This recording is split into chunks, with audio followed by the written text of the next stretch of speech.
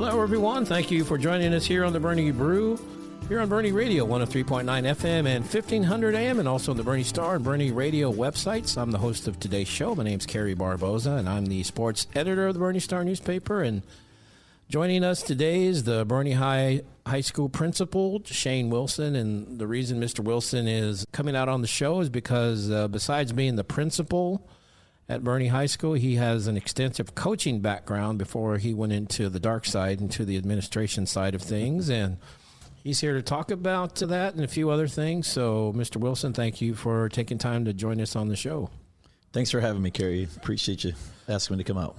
So, I was at the Alamo Heights football game the other night at Alamo Stadium. What a great game that was. And I was in the press box, and I looked over, a couple booths over was the VIP room, and Stan was in there with Stan Leach, the athletic director, and his wife, Carla. And I said, do you think Coach Wilson, I still call you Coach. Sure. I said, do you think Coach Wilson will. I get that a lot. Yeah.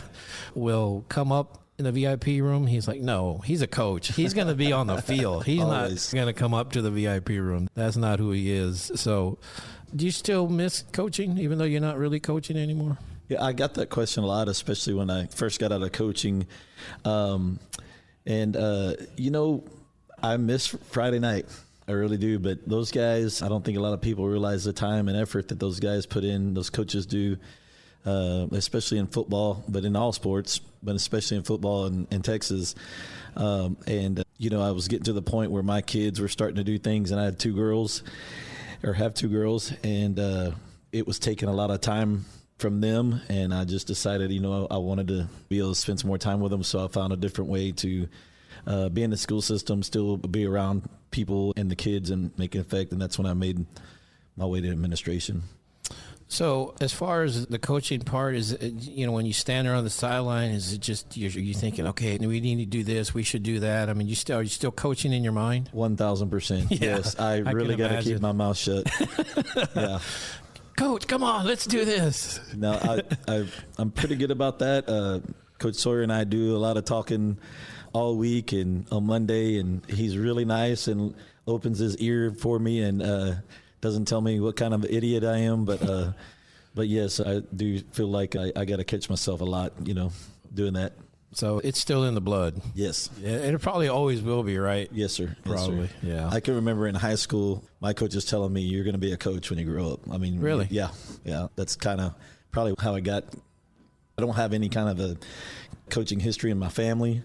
My dad was a welder, my mom was a nurse, but I do remember my coaches in high school were a huge influence on me positively, and I just thought, man, they pay you to coach and do this? I thought that's the best thing I've ever heard. So I actually went off to school and was going to try to be real smart and did pre-med at A&M. They call it biomedical science, and I got my degree in that. But the medical schools didn't like my GPA, so I had to go a different route, and that's when I contacted my old head coach and said, hey, I always thought about this. Y'all told me I'd be good at it. Well, I need a job. And he said, what's your degree? And he's like, man, you could teach science. Oh, Come on. So that's how it all started. I went through college not planning on it, but that somewhere after I graduated, it started then. So, and I coached for 15 years. Yeah, I have a nephew he wants to be a coach, and he's a math major. And so I told him math and science majors that coach, that they can go anywhere. They're hired already. Yeah. Just send out your resume. Yep. Well, you're talking about growing up days, Pearsall, Texas. And I didn't know this till recently, but you and Joey Cantu, the tennis coach, we were just talking about with Coach Stewart recently, but I didn't know you guys kind of grew up together. Absolutely, yeah. Actually, we go all the way back to T-balls. One of the first times I remember Joey. Really? His dad's Benny Cantu. And a local there, his older brother Daniel was like a football star there. Daniel was a quarterback before he was a tennis pro at the Dominion. Yeah, Danny. He was a quarterback for the Mavericks there in Pearsall. I know Joey. I've known him for a long, long time. And even his dad, like I said, was one of our coaches in Little League. Wow. So you guys go way back. Mm-hmm. So you mentioned you went to school and you decided to become a coach. Looking at your resume, I believe your first coaching job was at Uvalde? That's correct, yes. Right. I took a middle school job there. Like I said, I started looking probably in July of 98. And school was starting in August, and my old head coach, his name was Kif Harden. He was in Pearsall. He went on to Gatesville, won a state championship, and he retired from Boerne High School up in the Garland school district. But he said, yeah, come on to coaching school. There's always guys that get hired there. He introduced me to some guys. One of the guys he knew was Bob Loomis out in Uvalde. And I kind of went in that direction because it was close to home, kind of knew the area. And honestly, my aunt and uncle had a 2-bedroom, 1-bath house there. That is actually my mom's aunt and uncle, my great aunt and uncle. And they rented it to me for $250 on that $27,000 salary. Yeah, the math that did helped a lot out. better, you know. So there's a couple of factors. But, yes, I started there and did middle school for a couple of years, worked my way up to the high school. And then I actually went and worked for my old head coach in Rowlett after that.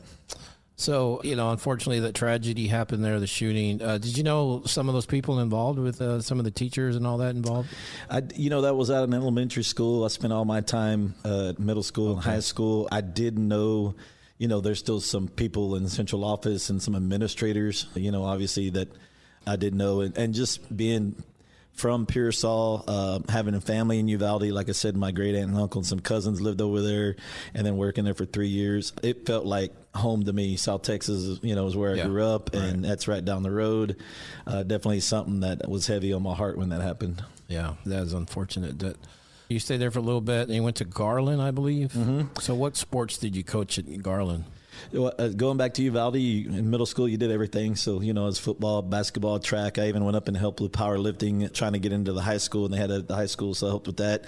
As we moved on to Rowlett, like I said, that was my old head coach, Kif Harden, had just won a state championship in Gatesville. So, long story short, he tried to hire me in Gatesville, and somebody that was out when I got the job, I actually wasn't certified. I was going to have to get emergency certified, and this lady applied for the job at the same time, and she was actually biology certified, and back then the law stated they had to hire the certified teacher. Well, they went on to win the state championship that year. Oh, and wow. So I'll never forget that. So that's why I'm hanging on here in Boerne. I'm trying to get my state championship. But so, yeah, my first year coaching, he wins state championship. He gets this job in Garland, Rowlett, big 6A job, and cool school and beautiful part of Dallas suburb. And he called me and said, hey, man, if you're looking for something, I'm looking for somebody up here. And like I said, he was the coach in Pearsall. And my wife and I are high school sweethearts, and he was best friends with my father-in-law, so I had a real good connection with him. And we didn't have any kids at the time, and we had never really been anywhere but College Station and Pearsall, and we're like, why not? Let's go coach football and teach up there. And so that's what I did up there. I started off like an assistant O-line coach, and my second or third year there, he moved me to offensive coordinator. And I got to call the plays for a couple of years, and then that's when I went back home, like they never say to do, and went back to Pearsall to be the head coach and athletic director there at the ripe old age of 30 years old. Yeah, and I was thinking about it because Thomas Wolfe, the American writer, wrote a book, You Can't Go Home Again, and people don't understand what that means. The point of the book was you can always go home, but if you go home to a place you grew up in, it's going to be different. That was the whole point of the book. It's going to be different.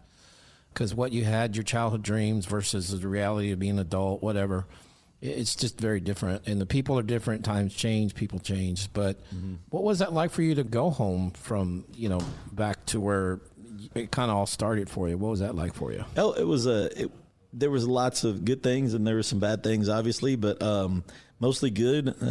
Both of my in-laws and my family lived there. We had a newborn. My oldest had just been born. It was a good move for us family-wise, just, being a football coach and you have family around to help with kids and stuff like that was good. And they were struggling, and when I was there playing for Coach Harden, we had a good little run there. So that's kind of how I got it in. Some people kind of wanted it back, like when Coach Harden was there, was what they always say, well, when I got in there and started doing things that way, some people didn't like it. It was a little harder and not exactly what they wanted. But it was a great experience. I will tell you, I learned a lot there that I still use here every day, how to deal with people and conflicts. And we did have some success, and there were some times where we didn't have successes. But I wouldn't trade it. It was definitely a good learning experience for me, and I still think I'm where I'm at now because of that experience. So when you were there playing at Pearsall, what position did you play? I played running back and linebacker. Back then, we played both ways. I was one of the guys that never left the field. I Iron did Man. Special teams. Yeah, Iron Man football. We had about 33, 35 on the whole team, and So if you were a decent athlete, I would say I was a decent athlete. I wasn't a great one by any means, but if you were decent, they found a spot for you at all times. And so I was always kind of considered a coach on the field. I was very football savvy, and I would go up on Sundays and watch film with the coaches when the other kids weren't even there and stuff like that, just because I liked it so much. It was in the blood. Yeah. So what did Joey play? Because I know his brother was a quarterback. Was Joey a kicker? Because he works with the champion kickers. No, Joey was a basketball tennis guy. As he got older, he didn't play football with us. Okay. Yeah. He was a pretty good tennis player. Yes, he very good. Played in college. Yes, very good. And I know he went to the state tournament multiple times, and definitely solid. I didn't even walk out there and embarrass myself out there. Well, so you were an AD football coach, then decided to leave. You went to Warren. Yes. Why did you go to Warren? What was it that you wanted to leave where you had been and where you grew up and go to a bigger school? Yeah, I had that experience in Rowlett with a bigger school, and my wife and I kind of wanted to get to the northwest side of San Antonio, north side school district. But at this time now we have 2 daughters, just wanting to get them in a good area where we thought we could, send them to school, and we landed in Lotus. My daughters, had we stayed there, would have gone to O'Connor High School. And when I landed that job at Warren, my wife was also a teacher at the time. She got a job in Northside at a middle school, and we stayed there. I lived in Lotus 11 years, and I stayed at Warren for 6. And that was my last coaching stint. Walked into some phenomenal teams there. Brian Dowson, they called him Big Red, was a guy that hired me. The talent there was crazy. The first year I was there, I coached the DBs, and we had 10 of the 11 guys on defense went to play Division II or Division I football. Wow. They were crazy good. So it was one of those deals, the old saying is just make sure you get them on the bus. Don't mess them up. Just get them on the bus and let them go play. Keep your mouth shut, Coach. They're very good. But anyways, Warren was a good experience. Stayed there 6 years. When I made the transition from Warren, I went to Southwest High School to be an assistant principal, and that's when my administration days started. So that is Shane Wilson joining us here on the Boerne Brew. I'm the host of today's show. My name is Kerry Barbosa. Mr. Wilson is the principal at Boerne High School with a extensive coaching background like he's been talking about. So at what point did you start transitioning from coaching to administration? Because you have to take classes, right? You have to get certified to be an administrator. So at what point in your career did that start where you were starting to take classes and thinking, I need to start heading in this direction? So that first year I was coaching in Uvalde, Coach Loomis had talked to me, I think at the end of my first year, kind of a end of the year interview. I wouldn't leave him, but just how are things going? What are your goals? And I said, one day I want to be a head football coach and AD like you. And he said, well, something will help you if you have an administrative degree. So I actually started my second year in coaching there at through Sullivan State University. They had an extension there in Uvalde at Southwest Texas Junior College. And I started my classes there. I moved before I could get it done, and luckily when I went to Rowlett, A&M Commerce had an extension in the Garland area, and I wrapped it up there. But the first goal that I had, the reason I got it is because back then they were requiring a lot of ADs to have an administrative degree, so I got it for that. But it does double. It's one that it's administration in general, so I was able to apply it. I did have to go back and take a principal certification test later on. But I'd got I would say in my first 5 years or so, I'd gotten that master's done. And I kind of just sat on it for about 10 years before I actually really used it. So then you mentioned you go to Southwest, you're an assistant principal. So that's your first time really not coaching. Was there a big adjustment to not coaching and just being an administrator? Oh, yeah, for sure. Was it? Yeah, that first couple of years of not being around the kids and getting to know those boys as good as I did definitely was hard. And kind of like I do here, I just went to everything. That's how I kind of fed off of it, just go and watch. And I still go to practices. I mean, I'll pop into the gym, and girls in basketball, volleyball, I go out on the field. I go to baseball and softball practices. I don't just show up to the games. I want those kids to see me there, during the week. I don't go every day, obviously, but I do pop in. And because I want them to know that I know the hard work they're putting in to get to those games and get those spots. So then after Southwest, Boerne assistant principal job opens up, the vice principal. That was, I believe, in 2016? Yeah, that sounds right. Yes, sir. So what was it about the opening in Boerne that said, did you and your wife talk about? What was the discussion with your wife and your family about, well, we're going to have to move if we go to Boerne? Well, we were living in Lewis, so it wasn't really when I first interviewed or thought, maybe I could get a job over there. Moving wasn't required. It wasn't Right. a bad commute. So that really didn't come up. I just thought, I'll put my name in the hat. And funny story is I actually interviewed the year before for a job at Boerne Middle School North, and I didn't get it. They picked another AP. And, it's like everybody says, God opens that door when he's ready. And I thought he's ready, and he said I wasn't. And lo and behold, the very next year, a job opens at Boerne High School. I apply, and I get it.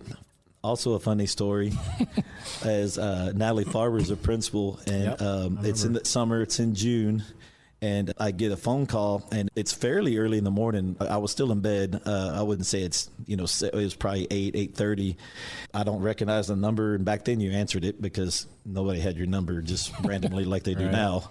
And it's a lady, and she says, "Hello, is this Shane Wilson?" I said, "Yes, ma'am." And she said, "My name is Natalie Farber. I'm the principal at Boerne High School." And I was like, "Oh, okay. Well, how are you doing?" And she goes, "Hey, what are you doing?" And I was like, "Well, I'm just here at the house." And she said, "Hey, we're interviewing for an assistant principal job today." And I said, "Yes, ma'am, I applied." And she said, "We had some people back out, and we're wondering if you could come interview." And I said, "Absolutely. Yes, ma'am. When do you want me to be there?" And I'm thinking tomorrow, the next day. She's like, 9 o'clock. And I was like, it was like 8:15. I mean, I don't even know where my suit is. I mean, I have no idea.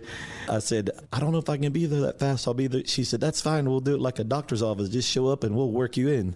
So I hang up the phone. I tell my wife, I was like, "I just got a job. I just got an interview at Boerne High School as an AP, and they want me to be there as soon as possible." So she jumps up, and I throw on my suit and get over there and have a great interview. And she calls me that day. By the end of the day, she's like, "I'm going to recommend you to the superintendent. I need you to come back tomorrow and meet Mr.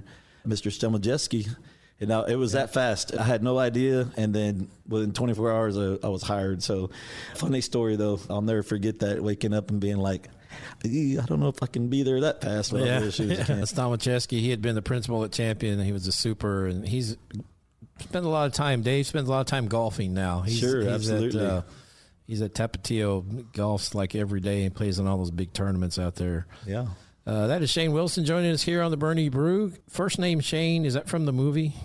I get that question a lot. My parents, That's a great movie. And it's actually, it came out about the time I was born.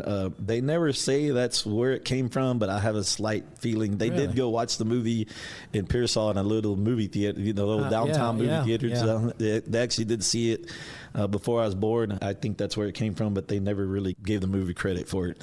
That was in the top AFI 100. That's one of the very end where he's yelling, "Shane, come back, Shane!" That's one of the top 100 movie scenes of all time, or whatever. But yeah, that's a great scene. So you served assistant principal, and then 2020, the principal job opens up, and you just said, "Yeah, I want it." Yeah. So I was a production of COVID. Our principal at the time resigned during COVID at Rossboro, and I obviously was interested, and they called me at the time. Dr. Price called me right after that happened and said, "Hey, would you mind being the intern principal while we go through the hiring the principal process?" I said, "Absolutely, as long as I can be part of that." And they said, "Absolutely." So yeah, and it wasn't long after that, we did an interview, a big old panel. I'll never forget, there was like 24 people in the boardroom, but this big round table, and everybody went one by one and asked a question. There was high school students, there was parents. I mean, it was crazy. But the good thing is, when I sat down, I felt like I looked around the room and was like, I pretty much know all these people. I kind of calmed down a little bit, and I guess I did get enough to get the job. But yeah, so I actually kind of, one way to thank COVID is that may have got me the principal job here. Well, you mentioned Natalie Farber. Her husband was a basketball coach, so she kind of had the coaching background. And so you've been with the district now since 16, so you're going on almost a decade. That's, I mean, to me, that's a long time, because I know for a while the principal at Champion was every 3 years. They were getting new principal every 3 years. So you've outlasted like 4 of them. At Champion. So what is it that keeps you around? I mean, I don't know how I wasn't born and raised here. I love this place. I mean, it's just, the community, the school, the spirit, the morals, the expectations. I mean, the expectations are high in Boerne. I tell people that all the time. Yeah. My academic dean, Mr. Eric Paul, he has a great saying. He's like, we're in the business of winning. And he's not talking about football. He's talking about everything. We win in academics. We win in sports. We win in, whatever it is. And tennis, cross country. It really everything. resonated with me. Yeah. We're in the business of winning, and that's Boerne community in general. We have great businesses. We have great churches. We have the best parades in the state of Texas. I mean, we do great stuff here. And I don't know why you wouldn't want to be a part of that. So I didn't really know much about Boerne other than I thought it was a pretty cool place before I got the job here. And another funny story, so I get hired, and you'll probably ask about my daughters in a minute, but Reese is my oldest one, and in 2016, that summer, she's playing for Helotes Little League softball team, and they win the Little League World Series. In 2016, they win it all. They never lost a game all summer. Well, we start school in August, and everybody watches the boys on TV, and they play in the first week of school, and they get miss a week of school. The girls were a week earlier, but we start working earlier. So I just got hired, and I had to call Miss Farber and say, Miss Farber, we're going to Portland, Oregon for go watch softball for 10 days. All the days that the teachers show up, and we have to really be working, and they have to meet this new AP they're going to be working with. And she was like, "Absolutely not. You will not miss that. You go." And that's another deal that really brings me back to Boerne, and the whole story is like, we care about each other, we love each other, and family's important, and our life is important. And if we're going to be good at school, we have to be good at that too. We can't sacrifice our family or our life and be a good educator or a good coach or whatever. So, but yeah, I got to go experience that. They win it all. They win the Little League World Series. They play on ESPN, the whole 9 yards. It was pretty cool. Yeah, and I mentioned principals going to a sport. You go to a lot of sporting events. Natalie Farber went to a lot of sporting events. Beto Hinojosa, who had been at Champion, and then Natalie Benke, who's there now, she goes to a lot of sporting events. But I think part of the reason at Champion they only stay like 2 or 3 years and then leave is the hours. Do you ever count your hours? Because you guys work crazy hours. Absolutely not. I don't even want to know. No? I would probably get depressed. Have you ever counted? No, I haven't really. Really? Nope. I do a good job when I don't have to be there. I'm not there, though. But I can't say I was always like that. I'm into my 28th year, and I think that comes with experience, just managing your time and what's important. And again, like I said, if I don't take care of myself, I can't take care of people at work. Right. So like this weekend, I deer hunted. I went to the game Friday night, and I went from the game to my dad's ranch, and I deer hunted this weekend. I get away and do things like that. That's one of the things I like to do is get out and hunt and fish and stuff like that. So, because I asked Beto Hinojosa one time, because he was always at stuff, and he was teaching a doctoral class or something at Shriner. So he was there all day, and then after the school day ended, he'd go teach online, and then he'd go to a sporting event that night. He was there. I said, "Hey, do you ever count the hours?" He actually did. He said, "I work about 80 a week." Yeah, that's why a principal will leave after 3 years, because 80 hours a week is not sustainable, Yeah, I agree. But somebody's got to do it, and I choose to do it. So, yeah, well, that is Shane Wilson joining us here on the Boerne Brew. You mentioned your daughters. You have 2 daughters, Reese and Taylor. Reese is the older one. She's at Texas Tech now, I believe. And then Taylor is at Texas State. And they both played softball at Boerne High on some really great teams. Yeah, that was a lot of fun. Yeah, that was, and I would see a lot of the softball games. And, I know Taylor played at Texas State. I don't think she's playing anymore, but she had a great high school career there. And, they came, we've had Chester Pettibon, the head softball coach, on, and we've talked about the team that COVID year, how, man, that team could have won state. No doubt. They were so good. They were so loaded. And the chemistry was just right. We had pitching, we had hitting, the great attitude. They believed in themselves. That was one of the biggest disappointments of that year, not being able to finish that season out. Yeah, I think we counted one time, it was like 71s on that team. Yeah. And good, like Notre Dame. Yeah. Some good ones. And so, wow. Yeah. Yeah, that was tough. So, do you get to go to Tech games because your daughter's there? Do you go to Tech games much? We go to about one a year. Yeah, we don't go a whole lot, and they're not cheap to go to anymore. Yeah, that's true. But we definitely started following them when she went to school there, and they're having a great season. Yeah, they made the playoffs. Yeah. So, Coach Wilson, I still call you Coach. We just want to thank you for joining us here in the Boerne Brew. We're starting to wind down, but what's next for you? I know you're working on your doctorate degree, but what's next for you? Where do you see yourself in a few years? Yeah, I don't really have a good plan right now. I have no problem with what I'm doing. I love Boerne High School. I love being the principal. I had said a while back I wanted to work on that doctorate degree, and I started on that. I hope to finish that in the next year or two, and we'll see what doors open once that happens. But right now, I'm happy where I'm at. I'm still working hard. I'm just trying to make Boerne even better than it is, and we have great people, great kids there, and a great community. And like I said, why wouldn't you want to be a part of that? Yeah, well, go Greyhounds. Yes, sir. Go Hounds. All right. Well, thank you, Coach Wilson, for joining us on the Boerne Brew, and thank you out there for listening. We'll talk to you next time. Thanks, Kerry.